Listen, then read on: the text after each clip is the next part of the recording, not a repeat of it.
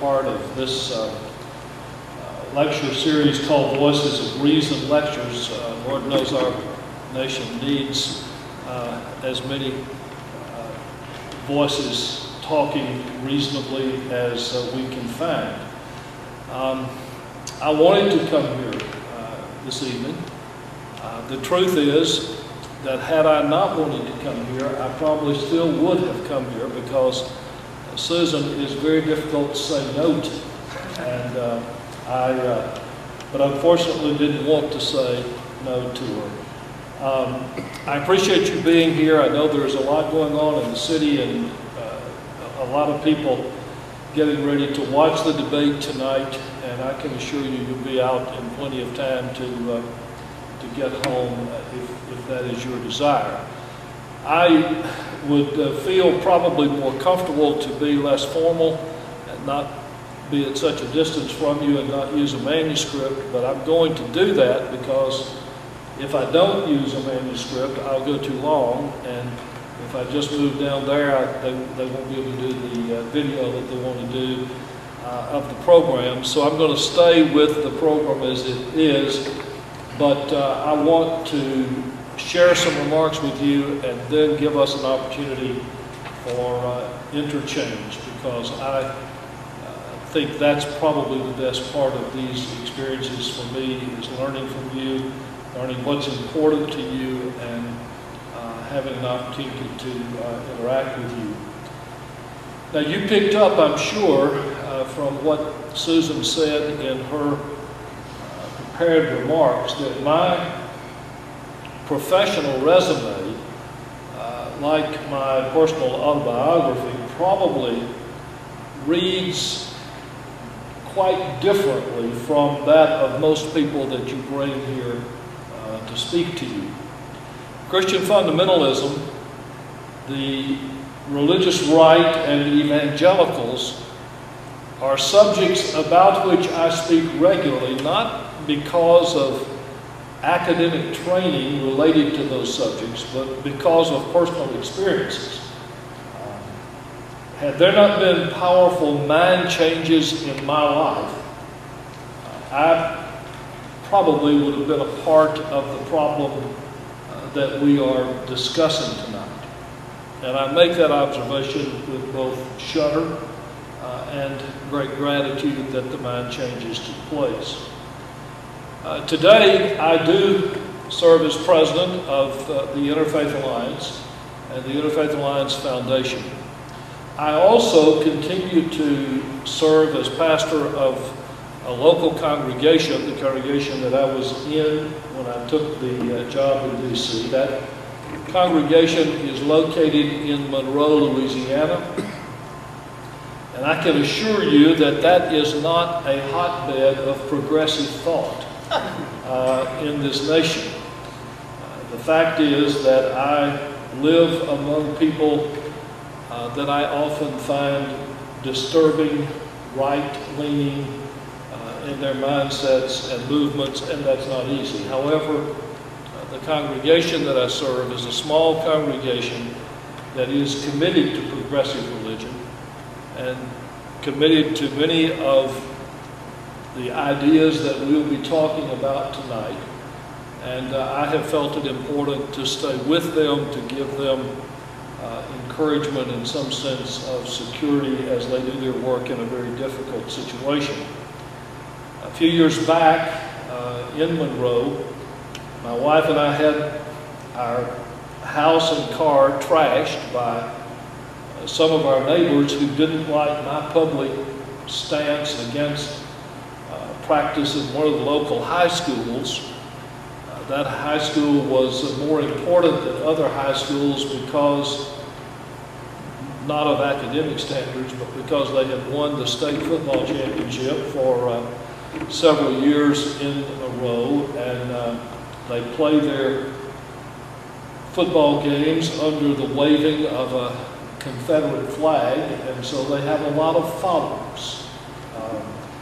But there was a teacher in that school who regularly invited students in her science class to form a prayer circle during class And then as they stood and prayed with each other, to look at those who were left in the audience not participating in the circle and to belittle them, to make fun of them. We finally brought a lawsuit against the parish school. We have parishes in Louisiana, not counties. And during the hearings and the debate that went on in the community, when the parents of the offended students were exposed as being the parents of the students, their businesses were boycotted by some of the well-meaning people in our community. In fact, boycotted to an extent and harassed to an extent that they eventually had to shut their businesses down. And some of them had to remove their children from school and leave the town completely. The lawsuit got settled out of court with the school promising to stop the practice and to pay a fine for having allowed the practice to go on. But the enduring truth of that lawsuit is that the people in that school district were encouraged to harden their opinions, to be more vociferous in their words about the need for a school system that reflected their Christian values and imposed them on students, that imposed being my word, through classroom work and through rituals and other school practices. Less than a month ago, in the city school system, there is the parish school system and the city school system is within that. During the opening of school convocation for teachers, a member of the school board demanded that the teachers come forward and form a circle in which the school board member could stand and lead them in a prayer for the educational work that was to go on during this school year. Now, to my encouragement, in that instance, many of the teachers refused to participate. And the local newspaper was good enough to carry the open criticisms of many of those teachers who spoke against the effort to manipulate them in that religious practice.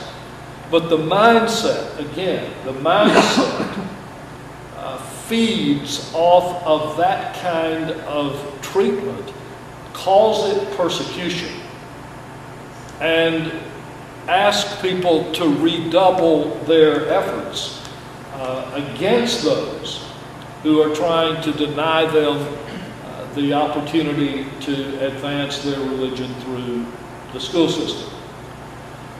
Now, there was a time when I thought such events only transpired in the South, but that is not the case.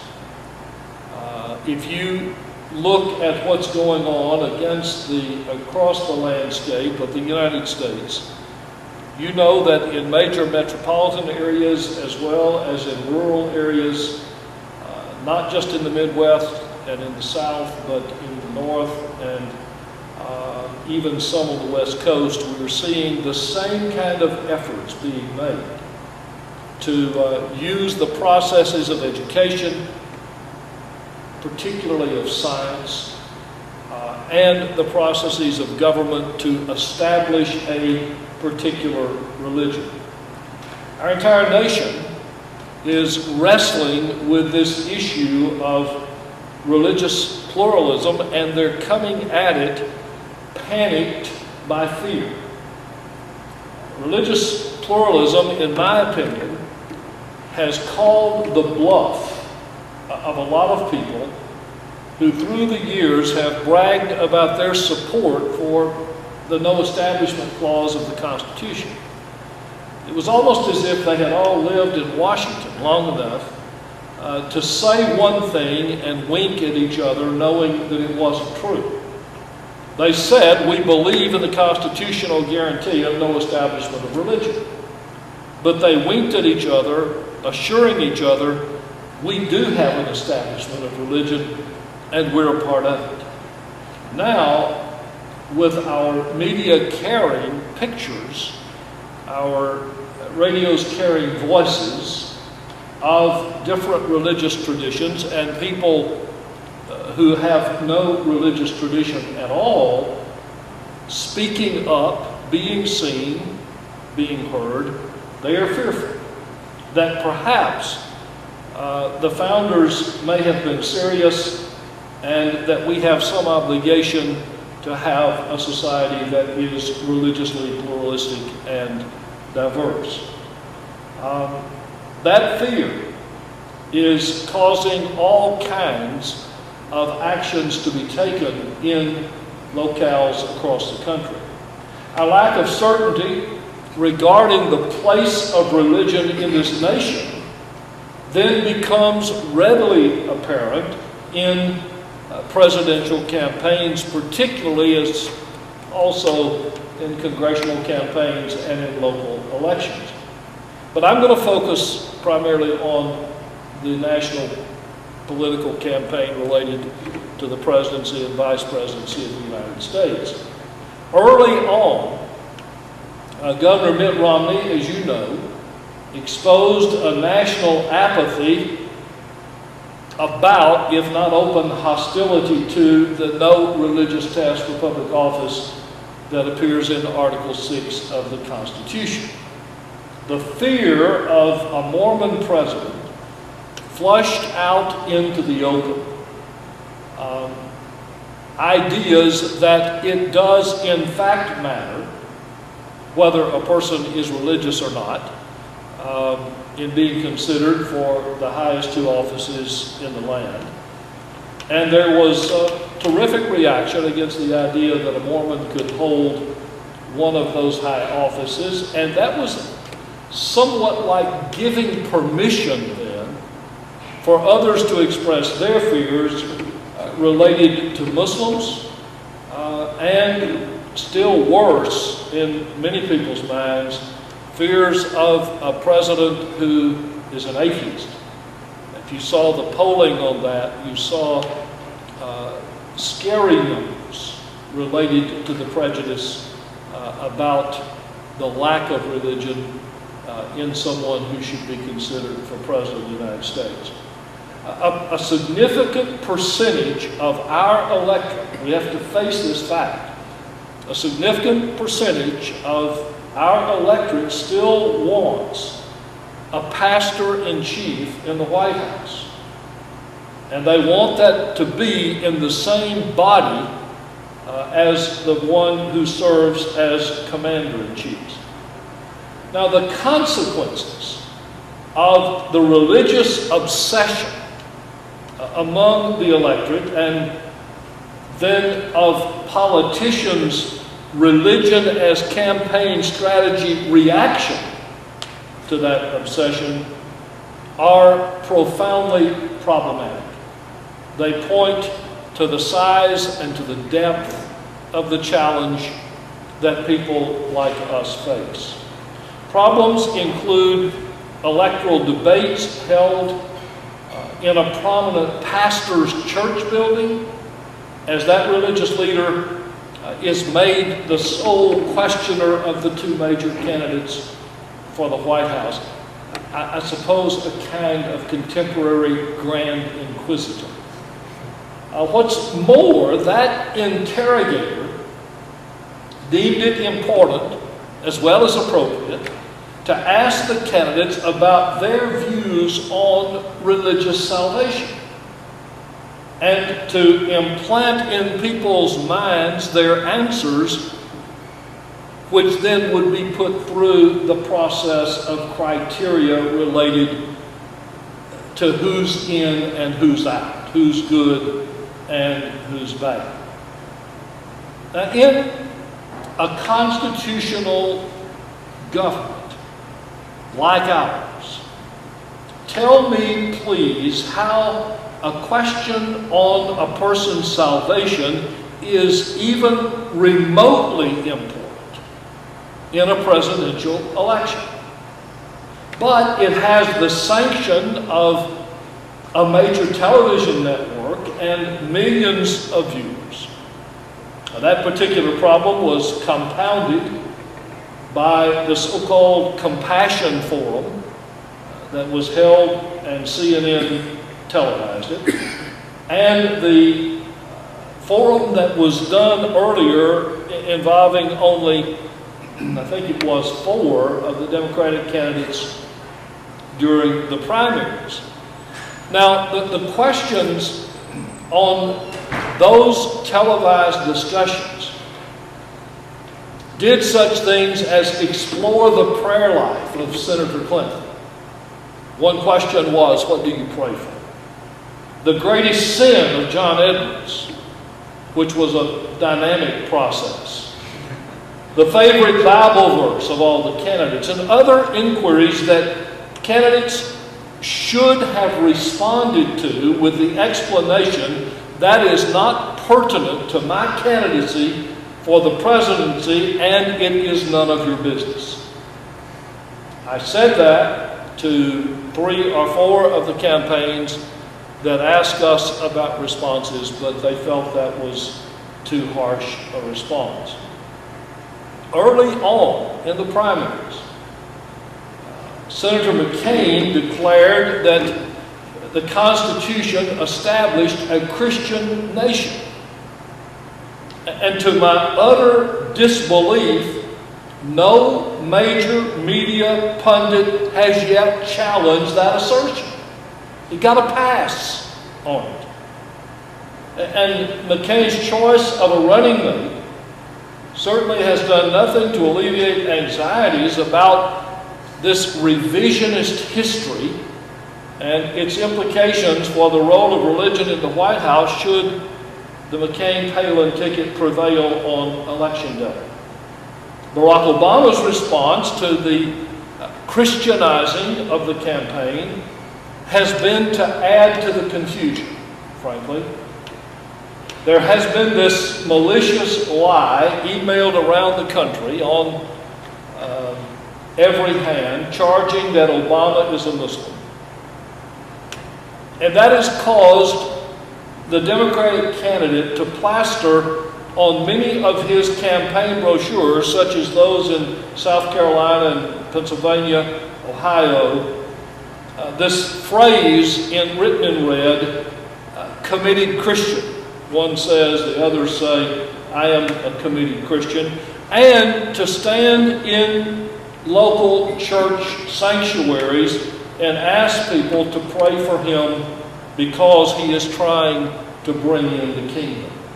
Now, I did critique him and the Obama campaign on that issue, and I was told, well, what do you think he was talking about? He wasn't talking about religion. Now, look, he was in an African-American church in South Carolina on a Sunday morning after hearing an evangelistic sermon, and he wasn't talking about the kingdom of God. Look, if we're that gullible, we're not smart enough to vote.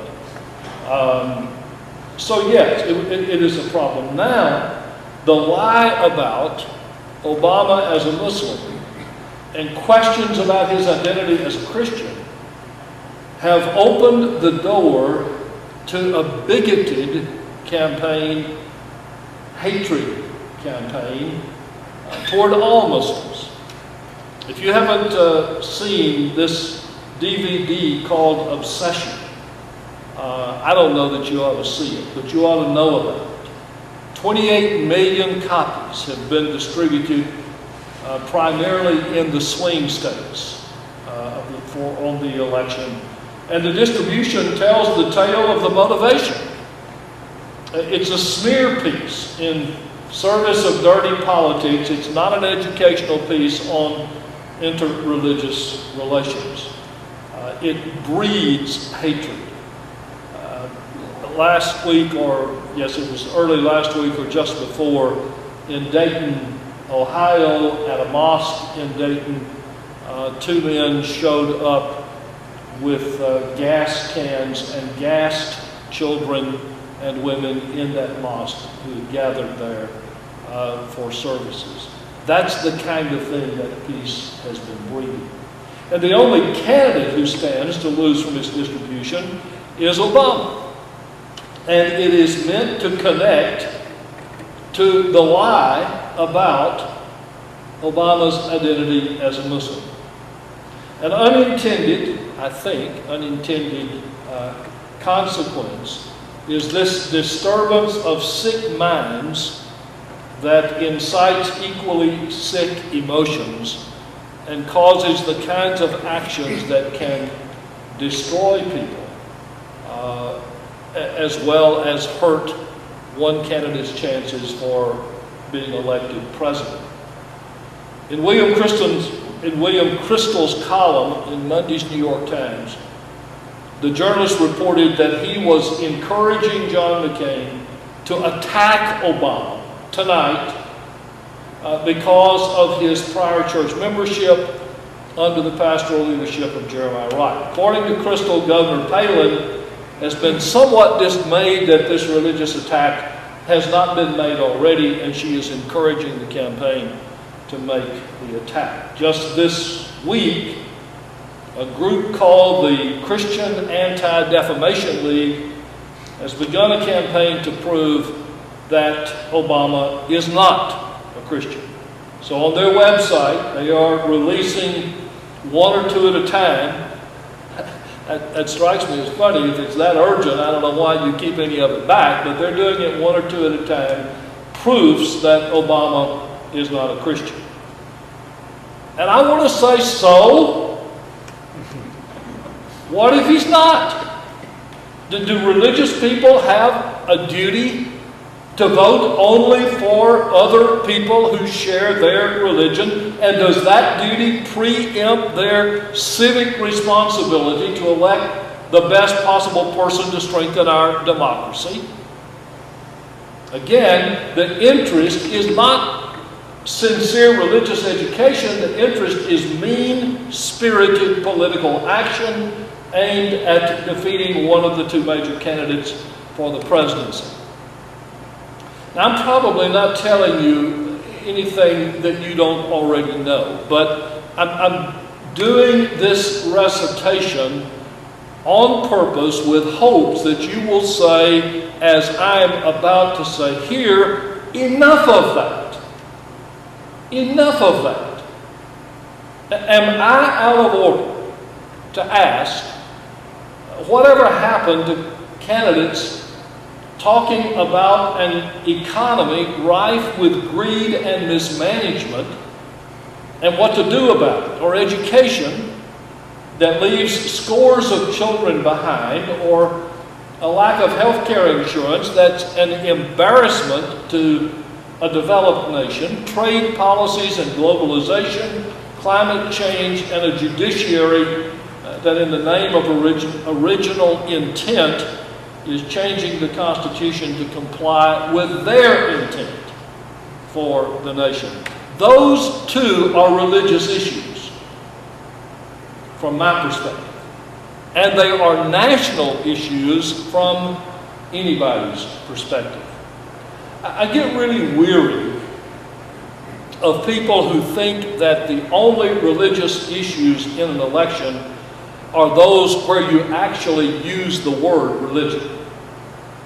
And I get upset with that because one of the basic misunderstandings involved in that I want to correct. Look, you don't have to use the word religion to be religious. And using the word religious is not necessarily an indication that you are. That's all up for grabs.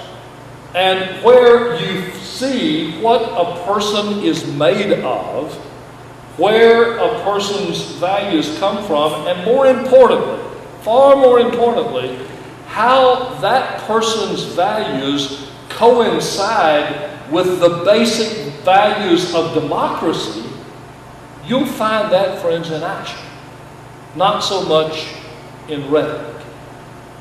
I am deeply disturbed. We mentioned it while we were chatting a while ago, of what we're seeing happening now, and I think it's the front edge of it, as the campaigns become more panicked about how little amount of time is left before the election and how much work has to be done.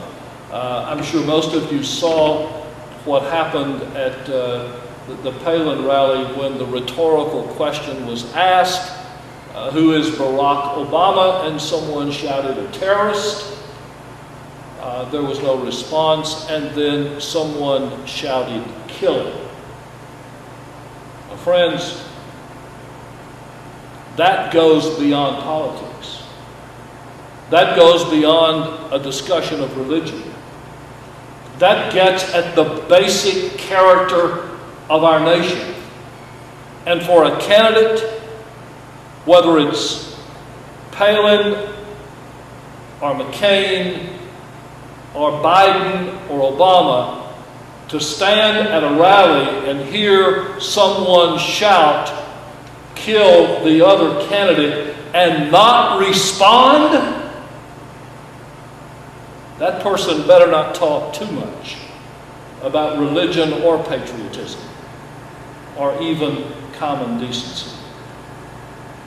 In the early spring of 2005, I was invited to appear before the Oxford Union. That is the historic debating society of that prestigious university.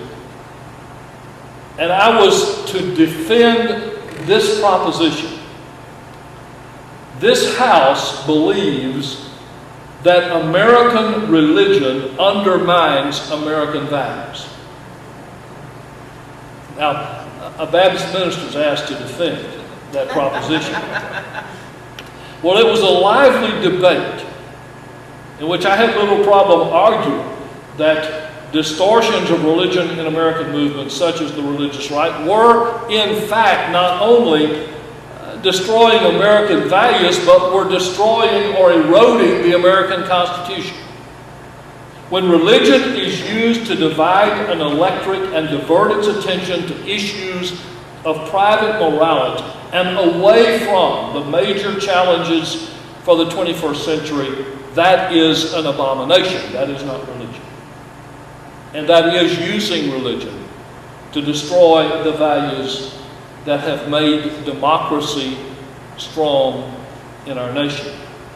And you see, I happen to believe that democracy and religious liberty are inextricably linked in our history. Those who would give up religious liberty will also quickly give up democracy in order to exert their own authority. As I started a while ago, I briefly alluded to my past. But I've changed. My mind has changed. Now, it is significant that my mind has changed because of discoveries made in that tradition. In contrast to political flip-floppers that act like chameleons and change their appearances to look like their very audiences, or like astute poll watchers who alter their convictions in ways convenient to winning popular elections, I have to tell you, I have struggled with the changes that have taken place in my life, because they involved changing basic foundations in my thoughts and actions.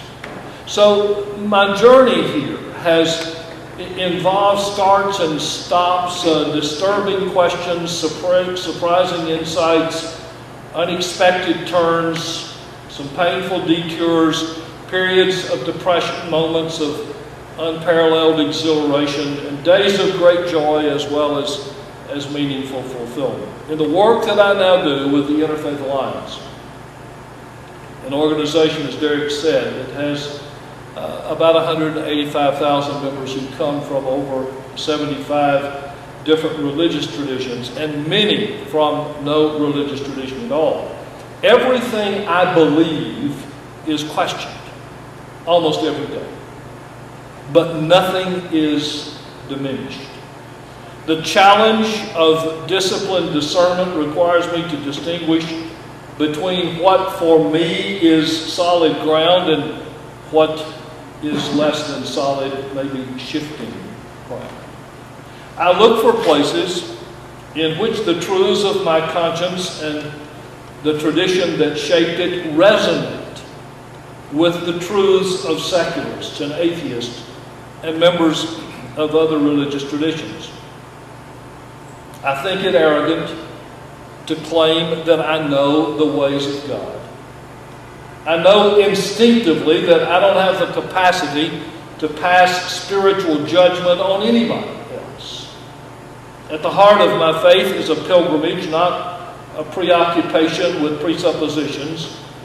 A pilgrimage along which I enjoy the company of a lot of people who started from different places, but with whom I now share common goals that keep us moving side by side.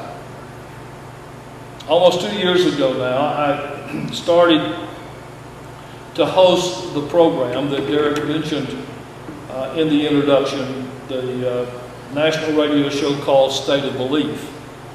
It airs every weekend on Air America Radio and on the XM satellite radio system. We say of it, it's a show in which religion and radio are done differently. In my capacity as host of that radio show, as nowhere else, I have developed a profound appreciation for non-religious persons. Half or more, listen to this statistic, half or more of those who listen to State of Belief have no relationship to organized religion whatsoever. Most of them, in fact, have been hurt by religion or made to fear religion. Many of them made a conscientious decision. They didn't just drift away. They made a decision to be done with religion. And I must tell you that these people are among the most supportive listeners in the audience of State of Belief, with whom I feel a very special bond. I am amazed by how much with them and with people I am assuming, like those of you here this evening, I share and share in common. And I am sorry for how long it took me to discover that reality. Struggle is our common lot in life, I think. We seem to have an inherent revulsion to simplicity, impatience with easy answers, and suspicion related to any claim that one solution promises to fit and solve all problems. We find truth not only at the end of a search or peace once a wrestling match with ourselves is over, but we also find truth in the search, in the struggling as well. We share a deep-seated commitment to living in a nation ruled by a secular government. None of us wants religion messing around in the government, or the government messing around in religion. After many years of trying to figure out my own personal view of the proper role of religion in government, I now believe without question that a secular government is the best form of government for all people. A government that is appreciative of religion, but totally disinterested in being controlled by religion or in controlling religion. This belief in the importance of a secular government is born by love for the nation, the value that I personally assign to religion, and my devotion to God. I share with you an interest in humanizing, not attempting to divine politics. I'm weary of people thinking that our nation is best served by electing a president who is the de facto religious leader of the nation.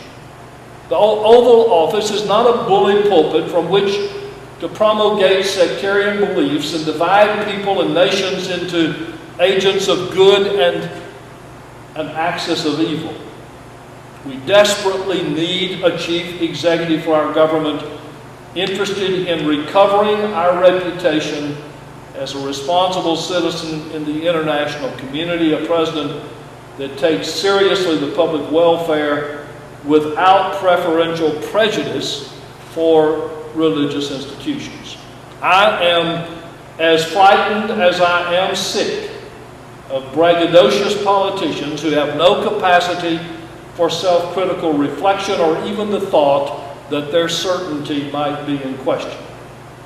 See, I grew up with such arrogance, disguised as righteous convictions among people who claim to know the mind of God as it related to my life and everybody else's life as well.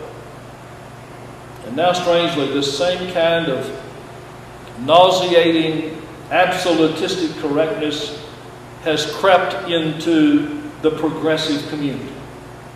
Friends, it is scandalously out of place among the progressive community just as it is in the conservative community.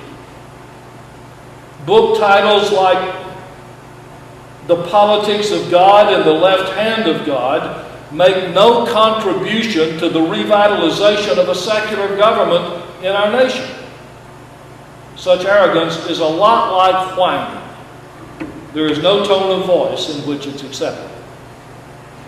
The reason I'm concerned about the candidate's use of religion as political strategy and a willingness to allow forays into religion to trump major policy discussions is because I fear that what we're seeing in the way religious liberty is treated or ignored in this campaign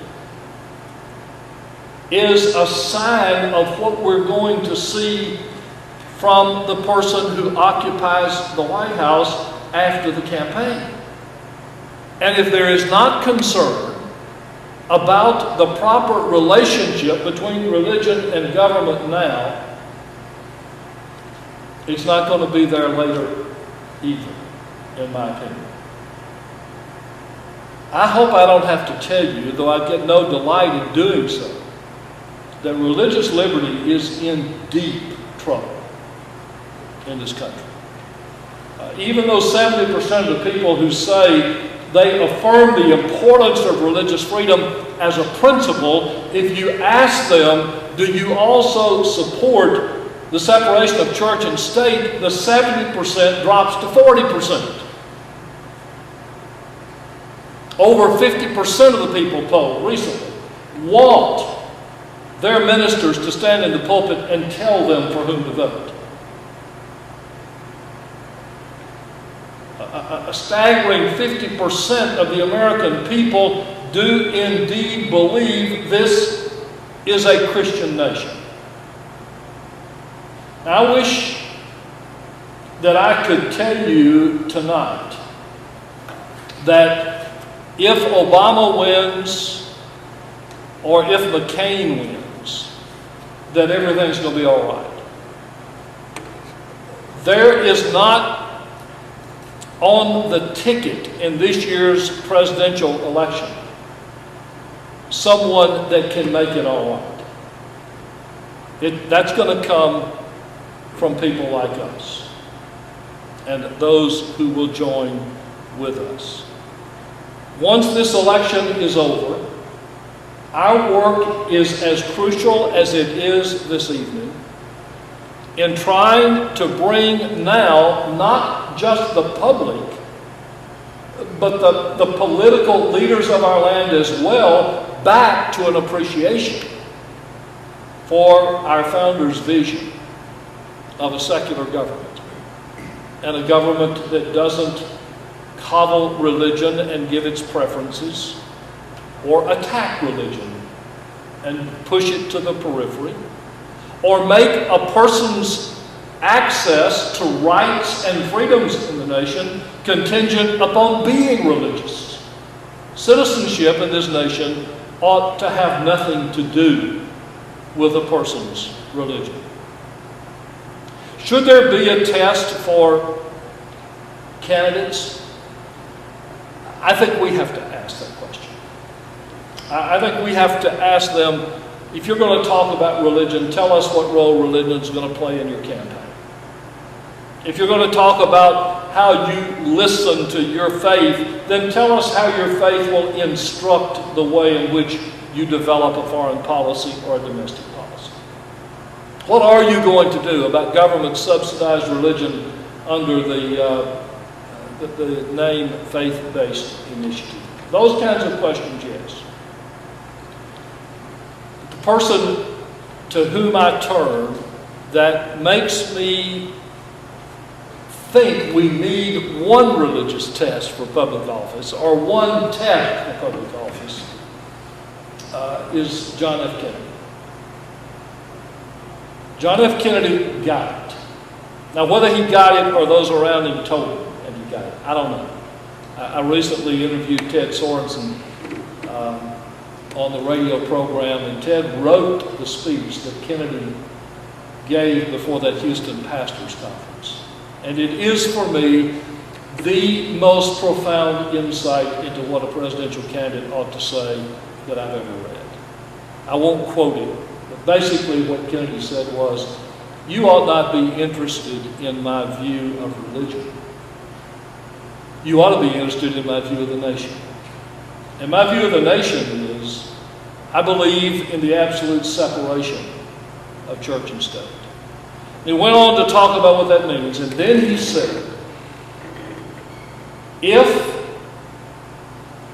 I am elected president and my faith directs my conscience in a manner that is contradictory to my oath to defend the Constitution, I will resign the office.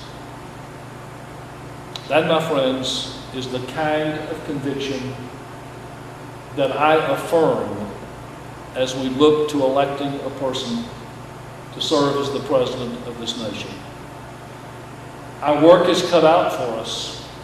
I hope that to groups like those of you in this room tonight, groups like progressive religious organizations, the Center for Inquiry, and others, will be smart enough and bold enough to pool our sources, to join our hands, and to work toward the kind of nation which all of us will be proud of, and will take us maybe a little bit closer to fulfilling the vision of the nation that our founders gave us.